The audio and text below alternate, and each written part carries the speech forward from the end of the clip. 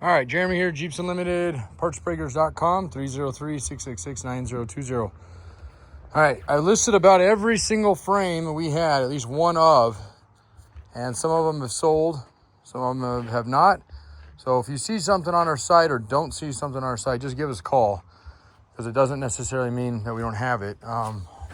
There's definitely some frames that are a little harder to get than others, and likewise with tubs. So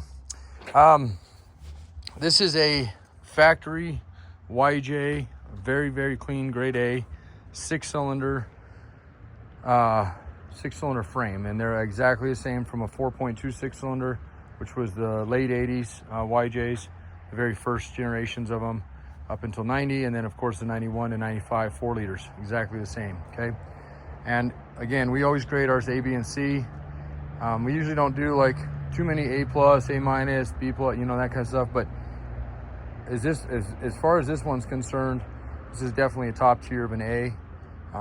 All of other than washing the thing literally with the Hotsy and some good pressure, we measure our frames, we scope our frames, and then and then at that point we give you the grade. So when I tell you like the factory paint from 91 or whatever year this one ended up being pulled from is still intact entirely or almost entirely, that's pretty remarkable, at least in my opinion. I've been doing frames and tubs, and well, we have 7 acres, so a lot more than just that stuff too. But I always am very proud of our frames, and again, because of that, I mean, it's not only are they clean, are they straight, but to still have factory paint on this frame, and I would say 90% still intact. And I'm not saying that you're not going to paint it or somebody's not going to sandblast it, you know, blah, blah, blah. But I mean, you could literally put this thing on and do nothing to it. I would probably cover up some of the oxidized metal that's showing up.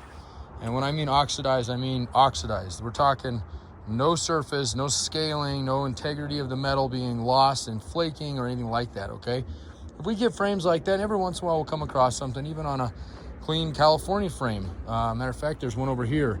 The front half of it looks great, and the very back end of it has got a couple spots bleeding through on that one. And you just never know. If they ever had it at the beach, it's possible. So, or just never maintained it. This one's clearly was washed quite a bit.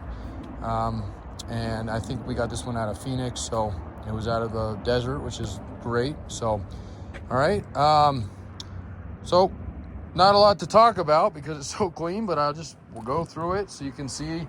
I do these videos so you can see them here. See this frame as if you were standing here next to me. You can make the best choice on it. As many of you know, and I know are calling right now, we put up a lot of ads in the Midwest, East Coast, mainly the Midwest, although our travels do look like they're taking us pretty far east. We're gonna go into Pennsylvania and potentially Maryland, Virginia. I got 2 calls about those last couple days. So this guy here, you can see somebody modified that portion right there, both sides.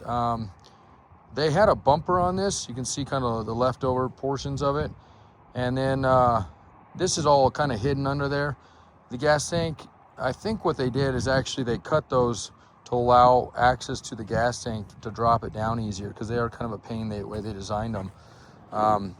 But you could simply ignore it, and it's probably what I would do, because it's not a bad way. The tank pulled really easy on this. Or if you're going to put on a big bumper, then I would, again, you could ignore it then, because the rear support of these, which they actually sell this piece new, and since this is the bottom, I don't know, you probably figured that out already. It's facing down. We'll flip it over here in a second to show you the top, but just something I always want to point out if there has been anything done on it. And you know, something like this, we will knock down a little bit for, just because it's not completely untouched. Somebody has messed with it a little bit, but you know, it's a low grade as far as or low modification. Sometimes they're good, sometimes they're bad. This one's not too bad as far as messing with something like that if you had to, or if you want to reinforce it, replate that. Again, it just depends on what you're putting on it. If you're just keeping it original, I'd probably not, like I said, not really mess with it. If you do, you do. You don't, you don't. Okay, that's it.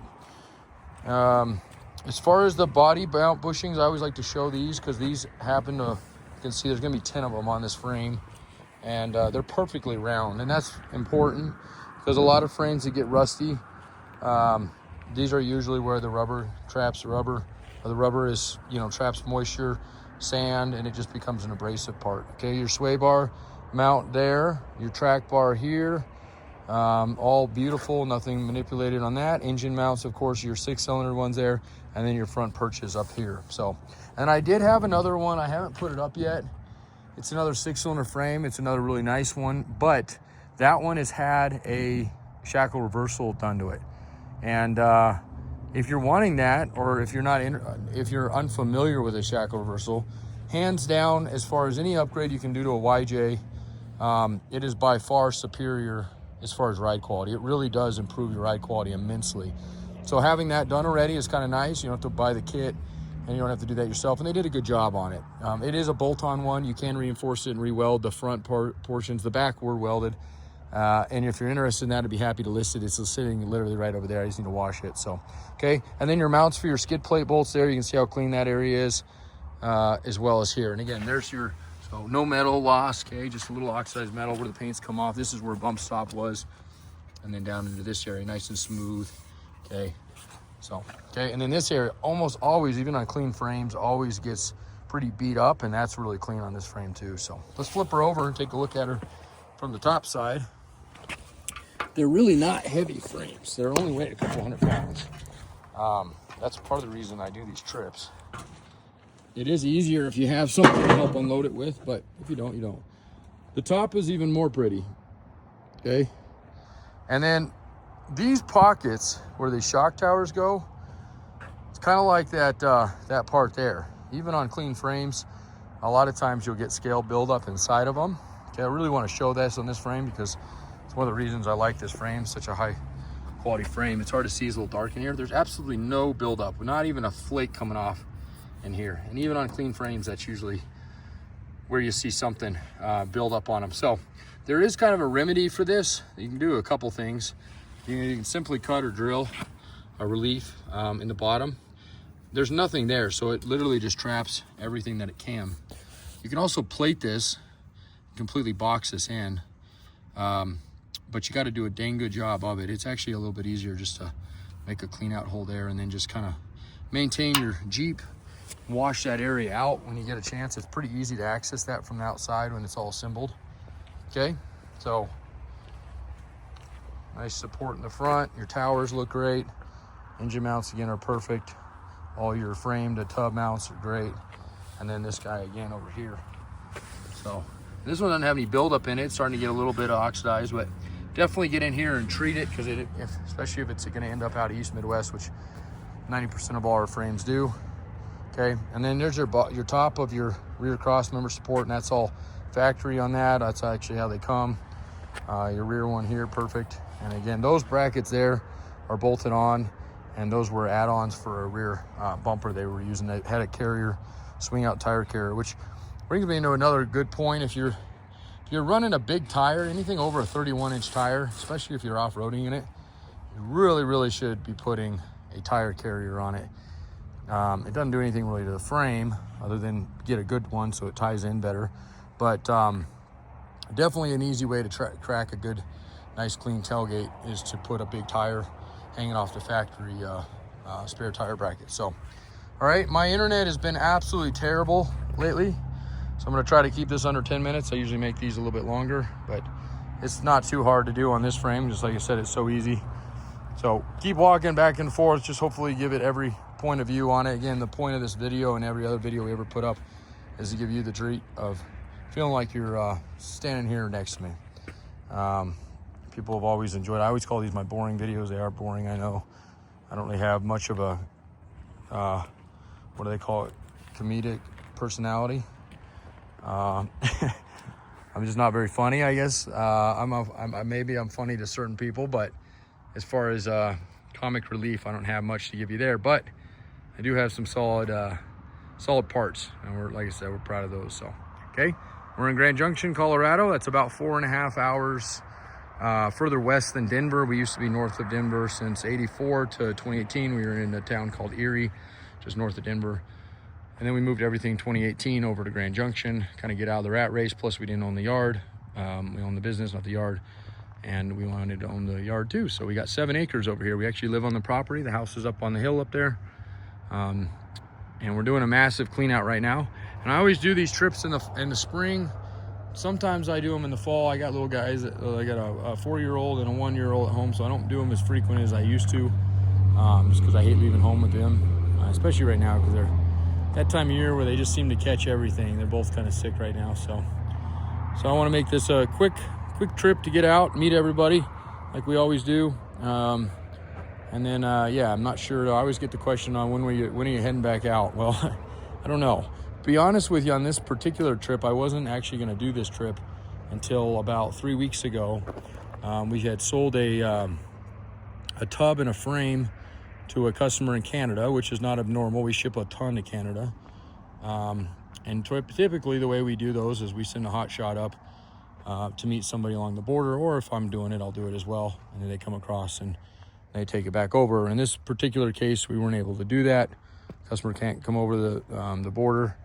And so we were kind of stuck with either freighting it, which we've done before. It's very expensive. Or finding a hot shot that will go across. That's actually not as easy as it used to be. I don't know if that's just because of the political tensions right now or what. I'm not really sure, to be honest with you. My hope is that by the time I get up to Michigan, Port Huron area, I'm able to find somebody that is in Canada that wants to make a couple bucks and is willing to take the tub and the frame and whatever else we might have added by then into Toronto. But I'm still going to be bringing it up at least that far, and that's actually why this trip is even happening right now.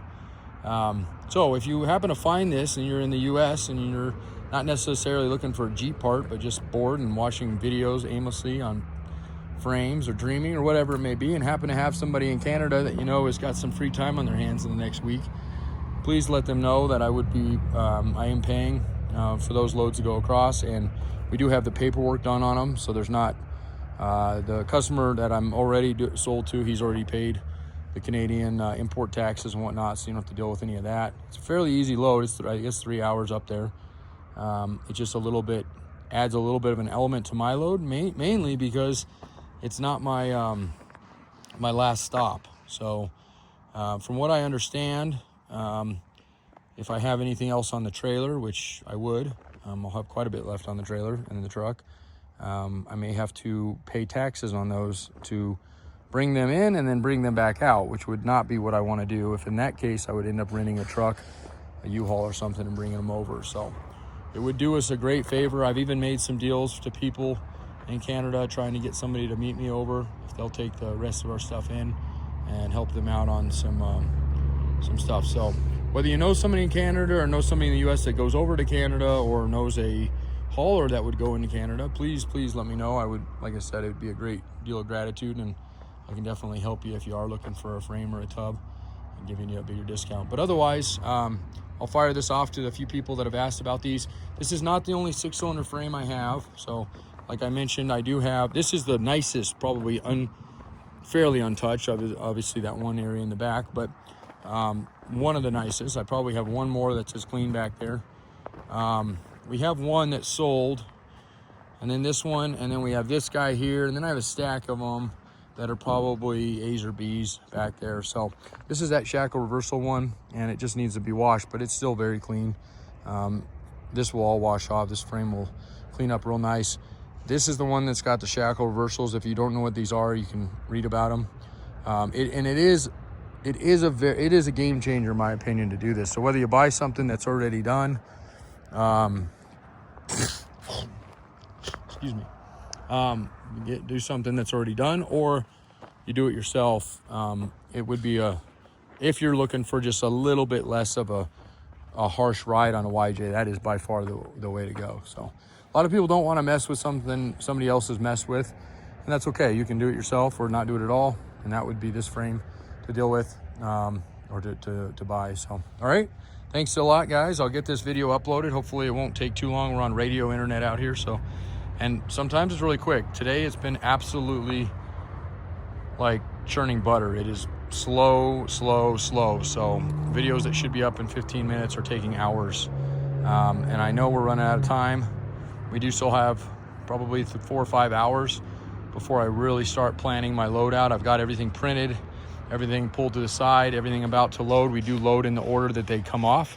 So the furthest down the road gets loaded first, and the stuff that comes off the first gets loaded towards the end or the top, and we pull off so it's nice and easy for everybody. Okay, if you don't have a forklift or a way to unload the frame and you happen to be in the very beginning of our trip, just let me know that ahead of time. It's always really hard to plan that if we get there and you go, hey, my neighbors aren't showing up to help. I usually don't like to use human power, but we can as long as it's not super high up and dangerous. A forklift, a loading dock, well, not a loading dock in this case, a forklift, a tractor, a skid steer, a gantry hoist, a backhoe. I mean, we can get pretty creative, right? And that's mainly on the frames because we stack them. The tubs are actually pretty easy because we put them, the way we put them, we can slide them off onto a trailer, we can slide them off into your yard. I do need usually a second set of hands to do it. So if you know you're not going to be around, see if your neighbor will be, your son, your daughter, your cousin, your uncle, whomever, right? Somebody to help is nice. I have done it solo. I will do it solo in some cases, but I just need to know that going into it, and then I'll plan accordingly. So, all right, thank you. Have a fantastic day. It is absolutely gorgeous. I'm going to be very jealous. We're going to have almost 70-degree weather, of course, while I'm gone. It's been chilly. We had snow a couple days ago. It's gorgeous today. It's 50-something today. So, okay, 303-666-9020. Again, if you need anything else whatsoever, reach out. I know the YJs, everybody's been asking about tubs because we have none listed, which is very rare. We almost always have YJ tubs up. I do have YJ tubs. They just haven't been pulled yet. And I've been pushing this trip off day by day to try to fill it, and we're getting pretty close to filling, but we definitely have a couple spaces for tubs. So if you happen to need a tub, you'd have to let me know ASAP, and I will get down and dirty and get some of these things videoed and shot for you, do pre-dismantle video and then final dismantle and whatnot. So, but again, I don't think we have a single YJ tub loose right now, and those usually are like CJ7s. They just sell as soon as we get them pulled. I do happen to have a nice CJ7 tub at the moment. So, and we do have a couple CJ7 frames that are clean that need to be washed. And I have an absolutely gorgeous CJ7 frame that I just put up a couple days ago. It's on the website, partsbreakers.com. And I've sent that off to people. A lot of people that asked about it. Nobody's given me the, yes, let's take it. So it's gorgeous. It even has some brake and fuel lines left on it, which we normally pull that kind of stuff. I don't mind keeping it on, but we typically do pull that kind of stuff when we're doing dismantle. So, all right. Questions, comments, concerns? Again, Jeremy, you can reach me at jeremy@partsbreakers.com, although that's not a great email for the next couple days. I'm going to be in the yard primarily, so won't be on the computer. The phone. That phone number I keep giving you is a landline. It will redirect you to my cell.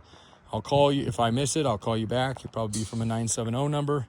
It is a 303-666-9020 that you get, and that way it'll redirect you to any of me or any of my guys that are available. It'll ring to the person that's available. So, and then we'll send you. So I'm saying that because if you text that number, which everybody does this, and then nobody knows why we don't respond, that 303 number will not give you a response on a text. It won't go through. It doesn't go anywhere. So I can text you once we get that initial call made, and send you links and whatnot. So, all right.